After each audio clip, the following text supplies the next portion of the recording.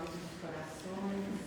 Mais uma vez estamos reunidos em nome do Senhor para estudar os seus princípios, os seus ensinamentos e mais que isso, aprender por prático no nosso dia a dia. A gente agradece imensamente essa oportunidade de estarmos aqui juntos com a televisão em nome do Senhor e que nós possamos aprender um pouco mais com a espiritualidade maior que nos acolhe, que vem trazendo para nós conhecimentos tais, aqueles que nós estamos precisando para o nosso adiantamento espiritual. Nós estamos estudando na casa os 15 princípios básicos do Espiritismo, já sequenciado em outra segunda-feira, e hoje nós estamos aqui no 13º, que é a mediunidade. Então, é muito difícil falar que a gente vai estudar mediunidade em 20 minutos. Então, a gente vai fazer um apanhado, né? E convido a todos que depois acompanhem em casa, no livros breves, nas palestras online, que tem estudos maravilhosos. A gente, então, vai dar apenas uma pincelada, porque eu, particularmente, tenho 30 anos, mais ou menos, que eu estudo a mediunidade e eu ainda não sei nada. Então, é um campo muito vasto para nós que ainda vem de umas reencarnações atrasadas, vamos dizer assim. Mas o primeiro passo da nossa reunião é perguntar: o que é mediunidade para todos nós? Dentro do princípio da doutrina espírita, que aqui nós estamos, talvez nós tenhamos uma resposta. Lá fora é mais complicado, porque cada um tem a sua opinião. Então vamos ver o que é mediunidade.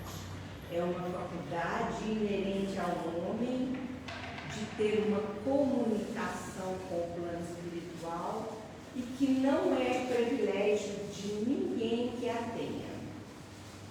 É apenas uma oportunidade de aprendizado.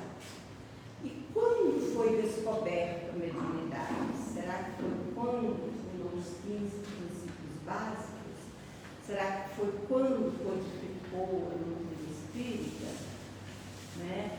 Porque tem pessoas dizendo, que a gente já ouviu, que a mediunidade foi a doutrina espírita que lançou, foi o espiritismo que criou a mediunidade. A gente já viu muito isso, né? Em outras filosofias, dizer que mediunidade é coisa do espiritismo, é criação do espiritismo.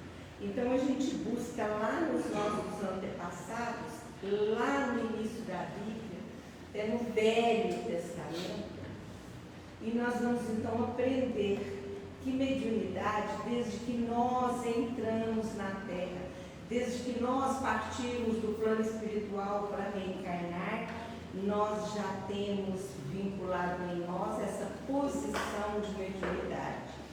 Uns mais aflorados, outros mais ostensivos, outros não, mas a nossa situação é de que nós, quando saímos do plano espiritual, nós abraçamos N causas para o nosso adiantamento espiritual, para a nossa evolução, e nós precisamos dar graças a Deus por esta oportunidade que é maravilhosa, e que são poucas as pessoas que entendem dessa forma. Muitas das vezes ainda pensa que está aqui fazendo piquenique, que está aqui de férias em planeta Terra, e de passagem muito simples, sem responsabilidade, sem posição a tomar, deixando para depois, né? E nós, como espíritas cristãos, nós já temos consciência disso, porque já estamos estudando o Evangelho, ouvindo palestras, então a gente já tem uma noção de que não é bem assim, que a doutrina é um convite para o nosso adiantamento, para a nossa posição, né? Mas o que aconteceu? Quando surgiu essa busca? Porque lá atrás, a gente tem na Bíblia uma posição que, inclusive, os próprios evangélicos diz: não podemos exercer a mediunidade, nem sequer conversar com os mortos, porque Moisés proibiu.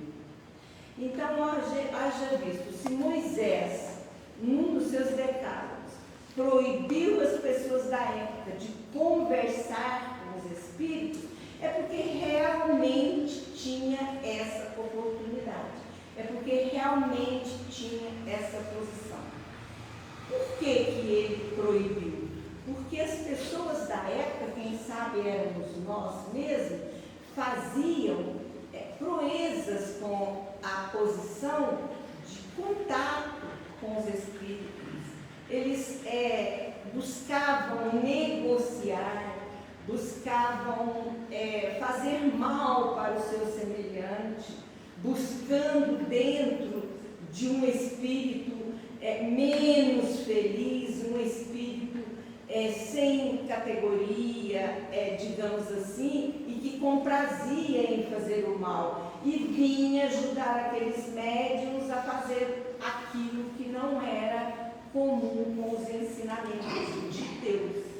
Então, por isso houve essa proibição. Mas, no século XIX, quando Kardec começa a codificar a doutrina espírita, ele começa a codificar, o primeiro passo que levou Kardec à pesquisa para a codificação foi a mediunidade. Por que foi a mediunidade? Ele morava na Europa, ele era um estudioso, ele era um professor, um cético, por sinal, né? Com uma categoria elevada de inteligência, pesquisador, gostava de buscar as verdades, né? E ele então descobriu, através de um amigo, que em várias casas daquelas regiões e de tantas outras, estavam havendo uma brincadeira. Aquela brincadeira, porque naquela época não tinha muita diversão, e as diversões que tinha eram os saraus. Quem estuda o passado sabe disso. E aqueles saraus que eram feitos naquelas casas dos príncipes, naquelas casas que faziam aquelas reuniões, né, física, a diversão que eles tinham era aproveitar o movimento das mesas daquele determinado ambiente. Porque eles iam, conversavam com as mesas e as mesas movimentavam. Então eles faziam algazarra, eles faziam brincadeira. Aqui fala que é um meio de diversão que o pessoal tinha, de achar bonito aquelas mesas levantar, aquelas mesas andar. Aí eles conversavam com a mesa, falavam, mesa, vai para ali, a mesa ia, vem para cá e a mesa ia. Então, um amigo ficou indignado e falou com ele, o senhor Allan Kardec, que tomou depois o nome de Allan Kardec, né? O que ele fez? Vai lá, vai ver o que está acontecendo, sabe, porque você não acredita, você é um cético, mas você é pesquisador, eu estou indignado de ver aquilo lá, a gente não está entendendo por que as pessoas estão todas fazendo aquilo. E foi aquele tumulto, foi aquele blá blá blá. Então ele não acreditou e ele foi num desses saraus, em determinado momento. Chega lá, ele assiste as mesas movimentando. E ele ficou indignado, porque ele falou assim, olha, se essas mesas estão movimentando sozinhas, elas estão sendo inteligentes.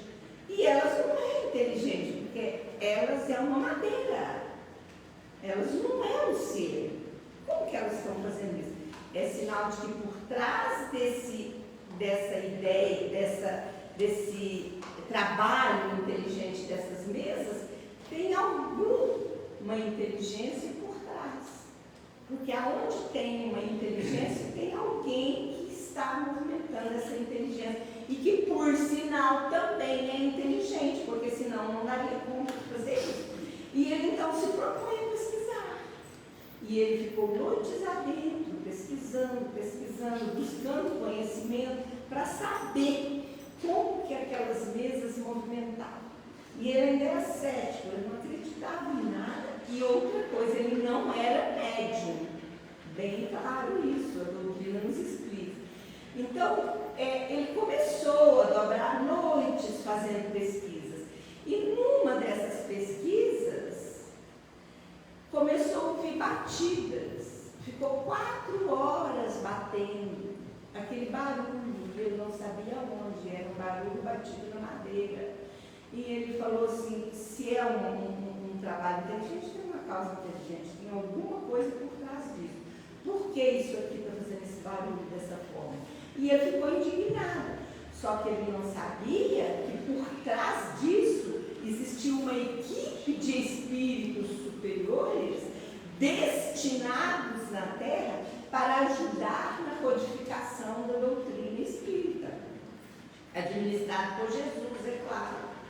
Então, ele não sabia disso. E ele começou a ficar indignado, mas por que essas batidas? Tem alguma coisa por trás. E ele começa, então, a estudar. Largou dessa ideia de que aquilo era um divertimento e começou a estudar. Ele começou a buscar conhecimento, começou a buscar posição. E no momento de pesquisa dele, ele descobre que para que isso acontecesse, era necessário que tivesse alguma coisa por trás, alguma válvula, alguma predisposição, algum organismo. Então foi muito lento a pesquisa dele. E ele foi pesquisando, e foi cada vez que ele pesquisava, ele chegava mais num acordo, né? Aí ele descobre o quê? Ele descobre que tinha alguém que estava atrás disso, que era uma inteligência invisível. Ele descobriu que isso era do plano invisível. Mas não é que ele descobriu, é que ele foi ajudado, assessorado pelo aquele grupo de espíritos superiores que tinha missão de codificação. E ele então vai além, ele vai estudando, ele vai dando vazão aos conhecimentos, né?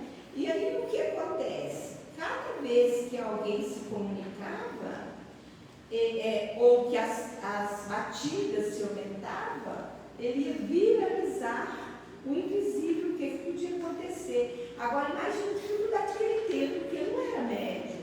Para ele ter uma clarividência, uma psicofonia, uma vidência tal, ele não era. Muitas das vezes tinha sido uma necessidade de ele não ser médium, porque talvez ele ia, como que fala, se atrapalhar no trabalho dele, porque ele era missionário, ele tinha missão de codificar a doutrina espírita. E ele então vai descobrindo, e cada vez que ele via, ele descobria algo. Aí ele percebeu que aquelas pessoas que lá estavam, acompanhados ou não de alguma coisa invisível, estavam fazendo algo diferenciado que pudesse fazer aquela transformação. Porque em outro lugar, em outro determinada grupos, ele não achava isso, ele achava só naquelas pessoas. E aí, estudando, pesquisando, ele foi descobrir a glândula pineal, que muito mais tarde depois, André Luiz vem falando isso nos seus livros.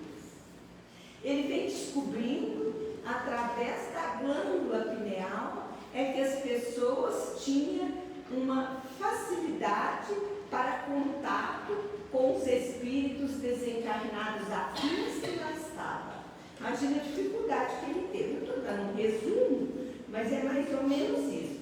Aí ele canalizava aquelas ideias e percebia que as pessoas as quais estavam mais próximas, porque uma pessoa pedia a mesa para movimentar e ela não movimentava. E outra pessoa pedia e ela movimentava. Então, na pesquisa, ele viu que aquela pessoa que era seca tinha algo diferente da outra. E foi por aí que ele foi, então, crescendo e aprendendo isso. E nessa categoria, o que ele faz? Ele começa a perceber que existia um grau diferenciado naquele médium, naquela pessoa que médium até então, né? E que pudesse, de uma maneira muito especial, receber aquela oportunidade. Então, os estudiosos da mediunidade, Haroldo Dutra e outros mais, eles comparam a nossa glândula pineal, que é um carocinho minúsculo que tem no alto da nossa cabeça, entre os dois olhos. Esse que se chama glândula pineal, que hoje é estudado até pela ciência e por tudo mais, antigamente ninguém sabia. A espessura de um grão de feijão, ainda ele fala. Então, o que ele faz? Ele compara essa glândula, eles comparam nos estudos essa glândula pineal como um transformador de poste. O que acontece com o transformador? Tem uma força forte vem para a rua e tem um transformador no poste para mandar luz para a minha casa. Aquele transformador transforma, diminui aquela potência ou aumenta aquela potência e manda a luz na quantidade certa através do fio para a minha casa, daquela necessidade que eu preciso. Não é mais ou menos isso? E a glândula pineal é da mesma forma. Ela funciona como se fosse um filtro para filtrar os princípios que vêm dos espíritos desencarnados através da mediunidade, porque o que seria um médium? Ele depois estudou o que seria um médium, seria um intermediário do mundo visível com o mundo invisível. E ele então descobre essas tamanhas situações em que a gente então pode saber que foi de fundamental importância para ele, para que ele então crescesse, até então começasse a entender o que era a mediunidade, que era um intercâmbio do plano físico com o plano espiritual, como se diz o Chico Xavier, é o correio de lá para cá.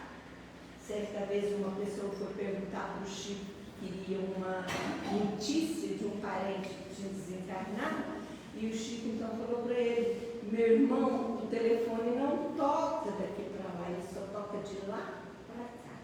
Nós somos os receptores.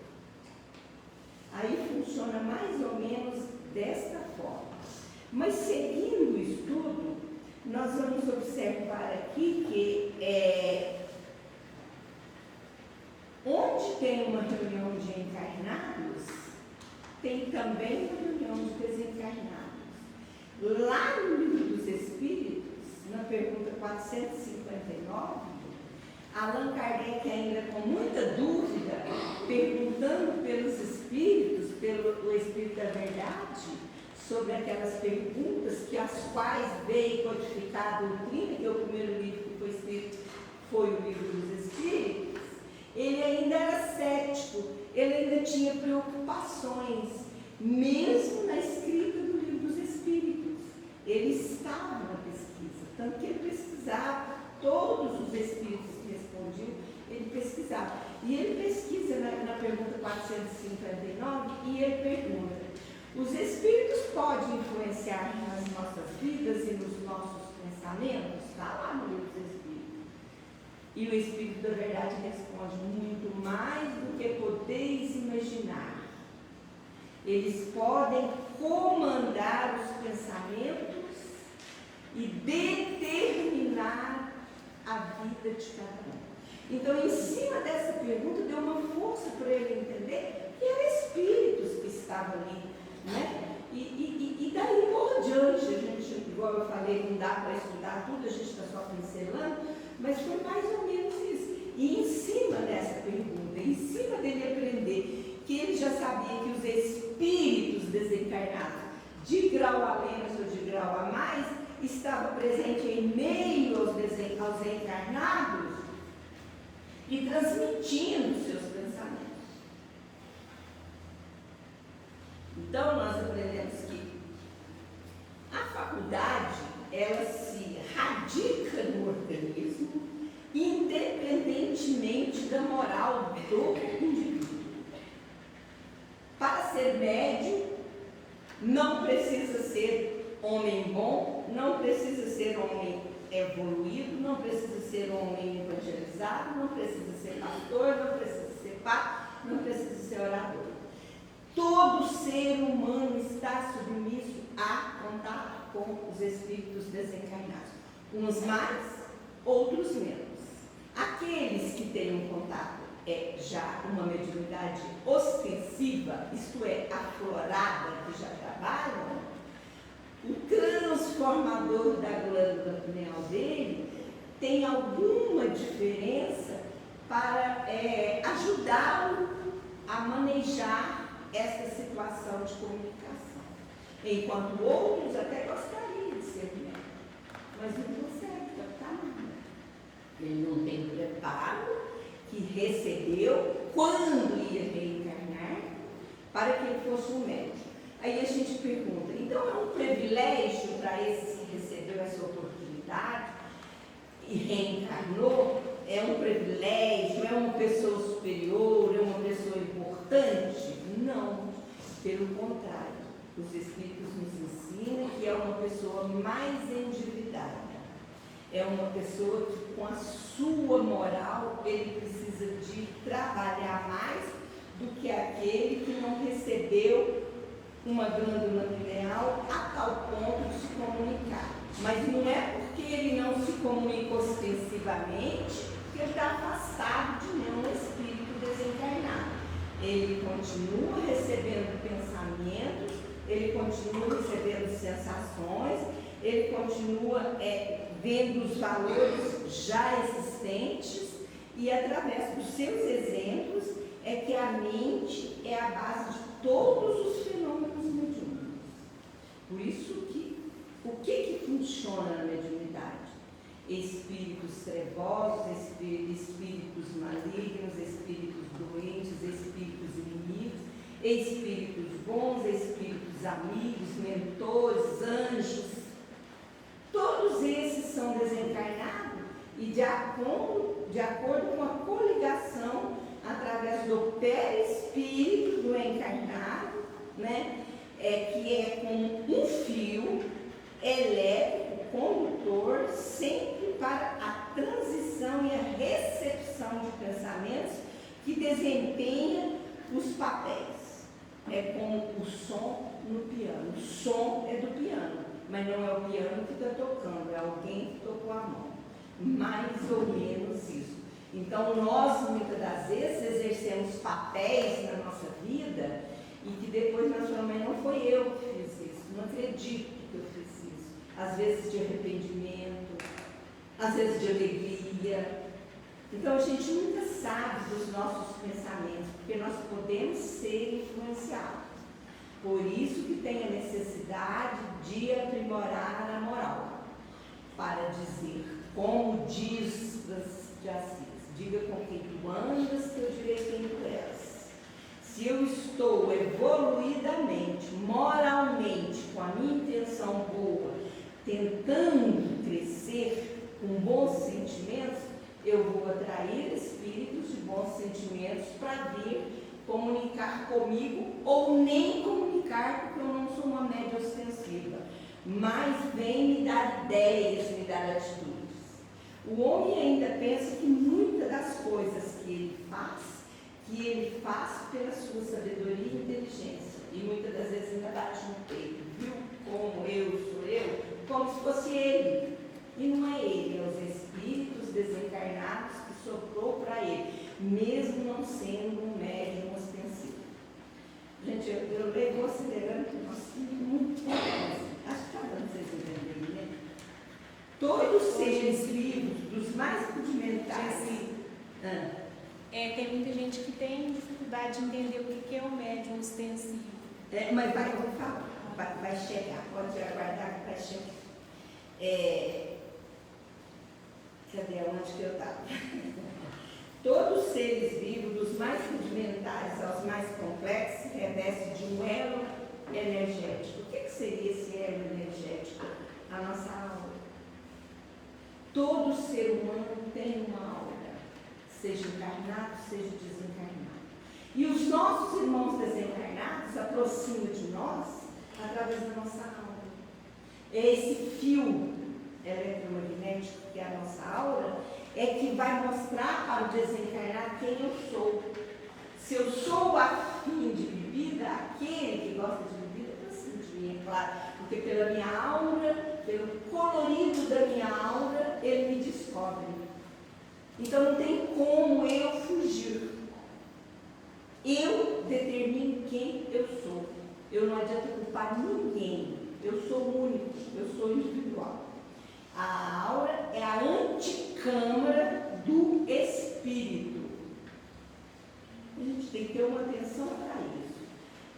Como que as nossas vibrações está colorindo o nosso exterior. Quando a gente vê aqueles retratos de santos na Igreja Católica, não tem aqueles reflexos em volta, uma sobre... Aquilo é a aura. Só que a gente não sabia. Nós temos. Nós podemos ter uma aura preta, uma aura vermelha, uma aura cinza, uma aura branca. Depende do nosso pensamento. É o nosso pensamento que irradia. Ele extermina para a superfície, pela parte superior. E assim, seja qual for o grau do espírito, a aura é modificada pelos fatores do pensamento contido no ajustamento das emanações celulares, modelando aí o conhecimento duplo etéreo. Tem alguém que já deve ter visto falar em duplo etéreo. Não vou entrar em detalhe, porque é muito profundo, eu só digo o seguinte: há quem fala que duplo etéreo é o corpo que une o perispírito do espírito. Nós já estudamos o espírito e o perispírito aqui no princípio. Então, esse duplo etéreo, há quem fala que ele une até a ciência, o perispírito e o espírito. Existem várias falas a respeito do duplo etéreo, mas a gente pesquisando, a gente entendeu, através de uma fonte verdadeira, que a doutrina espírita não concorda. A doutrina espírita marca o duplo etéreo, que é essa vibração, esse cordão magnético que a gente tem.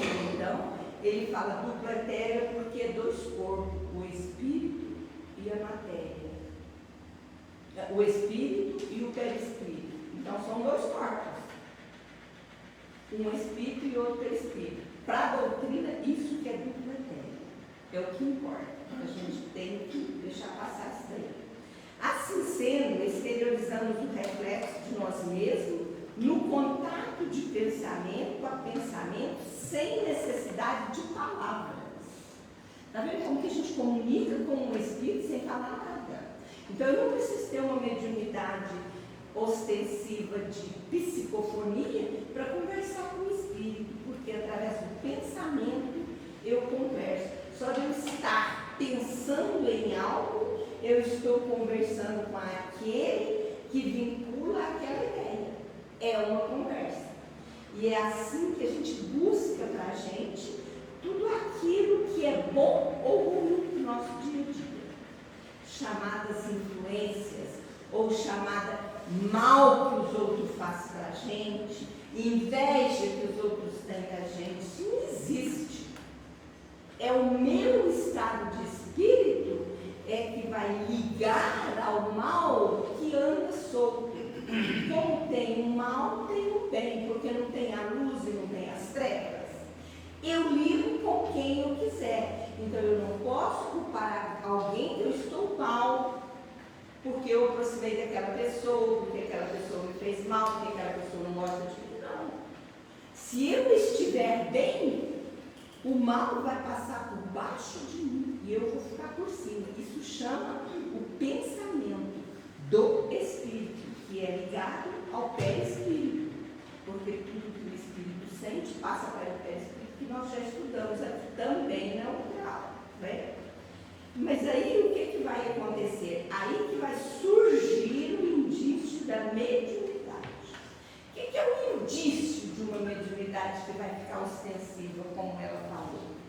Nós podemos ter alteração súbita de humor, sensibilidade emotiva, vidências, vendo espíritos, vendo algo que ninguém, outra pessoa está vendo, necessidade compulsória de escrever, eu adoro escrever, escrevo algo que eu nem sei como eu fiz, doenças incuráveis, que eu faço todos os exames na medicina científica, alopática, e eu não consigo me curar, suicídio, tá aí as doenças. Por que suicídio?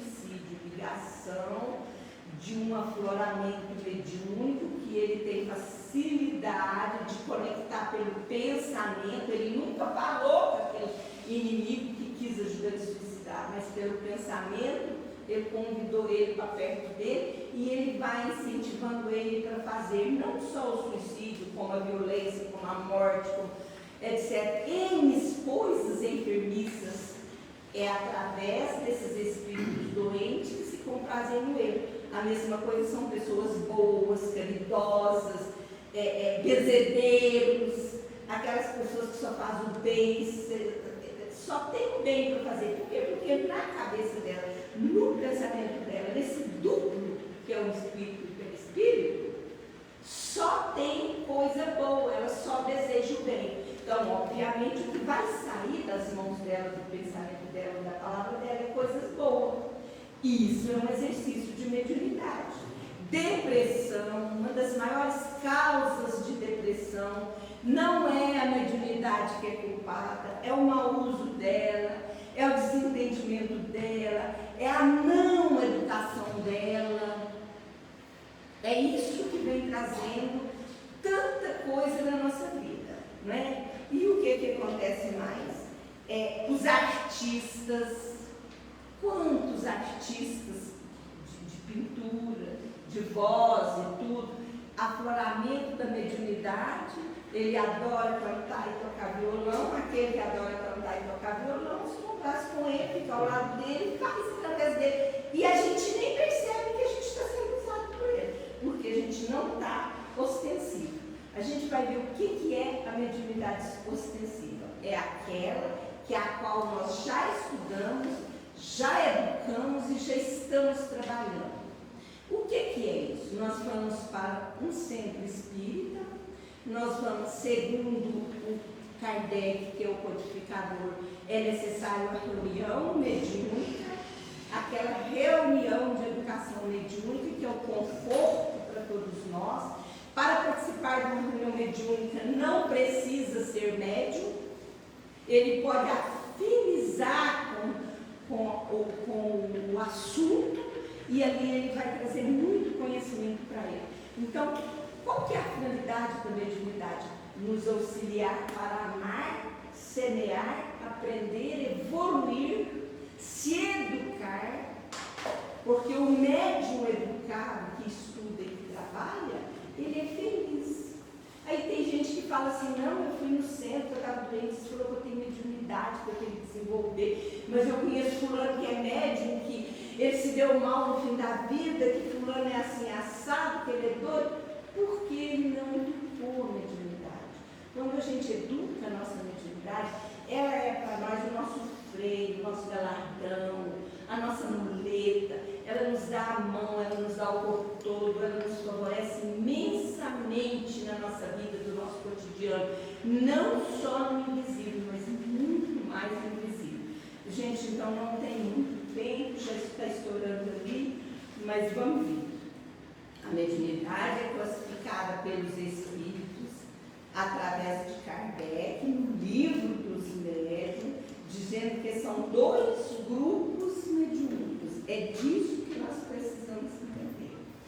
Efeitos físicos e efeitos intelectuais. Tem dois caminhos de mediunidade. Mediunidade de efeitos físicos e mediunidade de efeito intelectual. Apenas dois caminhos. Em qualquer situação. É isso que a gente precisa saber. Então vamos saber agora. Entre os médiuns especiais. Então tem efeitos físicos, efeitos intelectuais e médiuns especiais.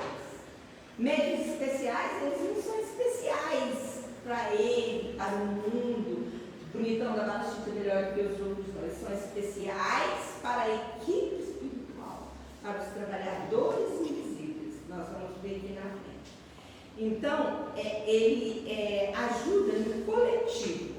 A gente vai ver aqui, ó. Precisamos ser médium 24 horas. Ser médium não é privilégio, é dica e é oportunidade de evoluir, nós falamos. Por isso a responsabilidade no exercício, é muita responsabilidade. Ou a gente trabalha com responsabilidade, ou então a gente desiste. Porque se nós formos fazer um pouco de estudo, participar de qualquer reunião mediúnica desequilibrada, que não tem estudo, que não tem educação, muitas das vezes vai ser pior para nós, porque nós vamos sair de lá com o nosso canal aberto, a nossa válvula aberta, e nós vamos então receber espíritos maléficos, maldosos no nosso dia a dia. Gente, o nosso tempo não dá, é um estudo muito pesado para falar, mas eu vou contar para vocês um minuto. A minha mediunidade, quando aflorou, eu participei de reuniões mediúnicas sem estudo. Ninguém estudava. E aí aqueles centros que falavam que era centro, você tem que desenvolver mediunidade. E eu ia e participava. Então eu comecei a ficar tão obsediada que eu caía na rua, na avenida, na linha de ferro, e ficava mortinha. O pessoal me catava, me levava para o hospital, chegava lá e eu acordava mesmo. O que eu estou fazendo aqui? Olha que desequilíbrio, por falta de conhecimento, porque a mediunidade é maravilhosa quando usada para o nosso adiantamento espiritual. Então é uma coisa que a gente tem que aprender a exercer, né? Mas tem aqui, ó. Quando que a mediunidade é suspensa? Tá.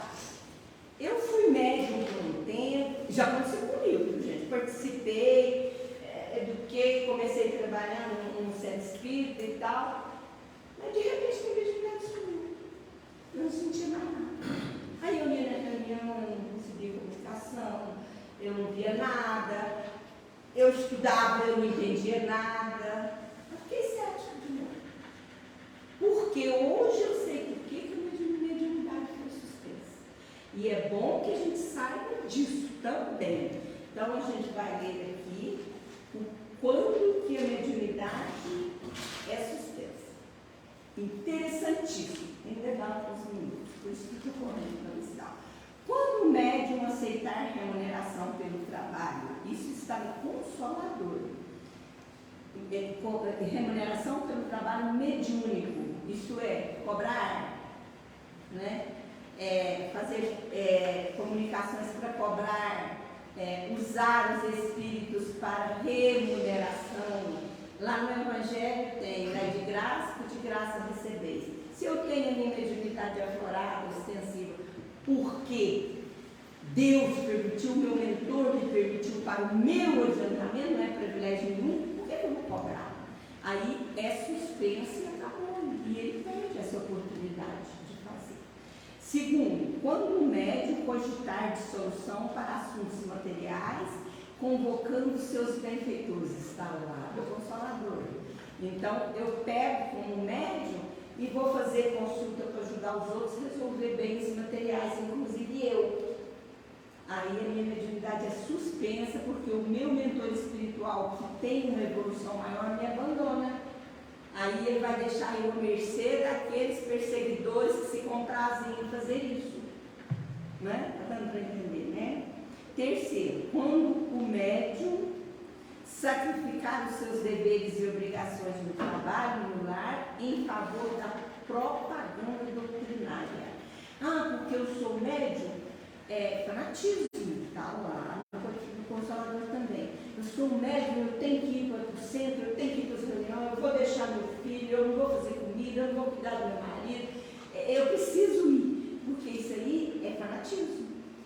Então, primeiro lar, aí é suspensa a nossa mediunidade. Graças a Deus que a equipe espiritual sabe trabalhar. Quando o médium deixa por conta dos benfeitores, sozinho, todas as dificuldades da vida e se acomoda esperando solução através da mediunidade. A gente conhece pessoas que falam, eu vou consultar o meu guia para ver se eu posso fazer isso ou aquilo. Eu não posso fazer nada sem consultar ele que vai determinar se eu faço ou não. Pronto. vai ser suspensa a minha mediunidade, porque não vai dar certo, chama preguiça. Em vez de eu cuidar da minha vida física, eu estou deixando o meu mentor. Não é assim? E no Consolador também está.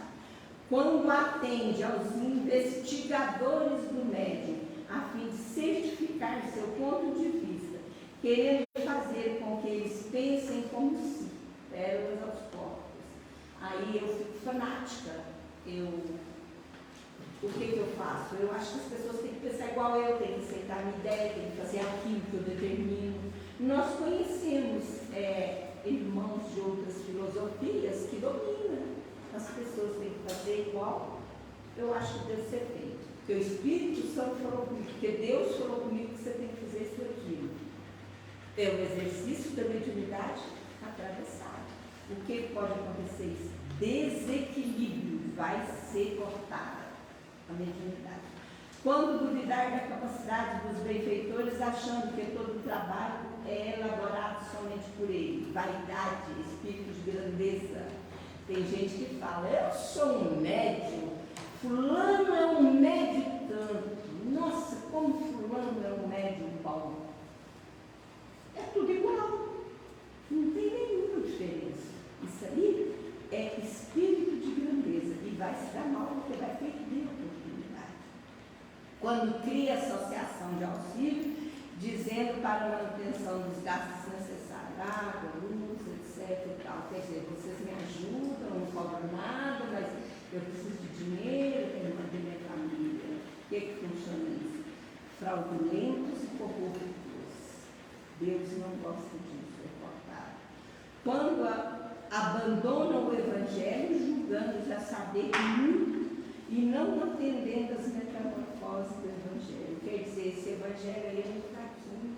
Uma vez uma pessoa falou para mim, eu já estudei esse Evangelho, você estuda, e eu já sei tudo de cor. Ele é muito fraquinho, não tem mais forte. Eu queria mais forte, porque assim eu já sei tudo. Isso foi num carro que estava vendendo livro, cheguei lá e falei assim, não. A mulher chegou e falou para o cara, você viu o Evangelho mais forte? Eu pensei, olha, a gente tem que tirar proveito para a gente. Isso daí é muito importante, chama orgulho.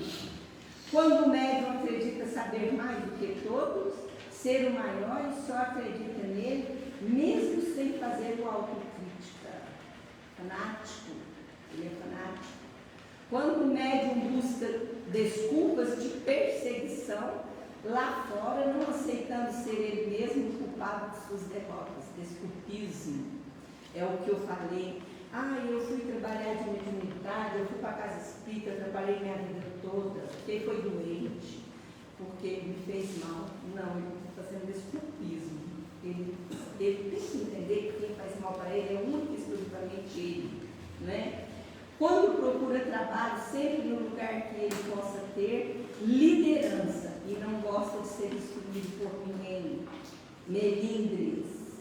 Quando o médium está debilitado fisicamente, necessitando de repouso, doença e gravidez. Nesse caso, é afastada a mediunidade dela. E a pessoa, então, só volta a ter sensação mediúnica quando ele recupera a saúde, quando ele recupera a gravidez. É normal isso, né? Quando necessário, por a prova da paciência e a perseverança em tempo para meditar. Essas instruções é recebida do alto e muitas das vezes nós não consentimos isso. Então é assim que funciona, gente. Eu não posso falar mais nada porque o tempo já está encerrado, mas eu vou só fazer uma parada. Eu fiz uma folha que vou distribuir com vocês, porque vai ficar mais fácil para vocês dar sequência desse estudo. Porque o que é o médium especial? Eu já expliquei que ele é especial para os guias espirituais, para os espíritos de luz, que eles acham naquele médium uma capacidade de trabalho que vai responder com o trabalho que eles estão precisando fazer. Vocês estão entendendo o que é isso? Esse é o médium especial. Agora, os médiuns de efeitos físicos e de efeitos intelectuais, a mediunidade é muito ampla. Então, eu coloquei aqui todas as mediunidades de todos os grupos para que vocês levem para casa e pesquisem.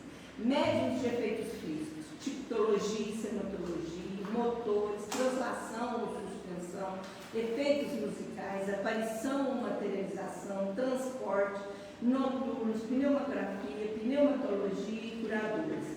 Inclusive, esses médiums de efeitos físicos aqui era o pessoal que doava ectoplasma para que as mesas se movimentassem. Não posso falar sobre isso agora. Mas se vocês for lá no Google, não vou nem falar no livro dos Espíritos e colocar assim, o que é médium de efeitos físicos? Vocês vão achar um amplo caminho para vocês.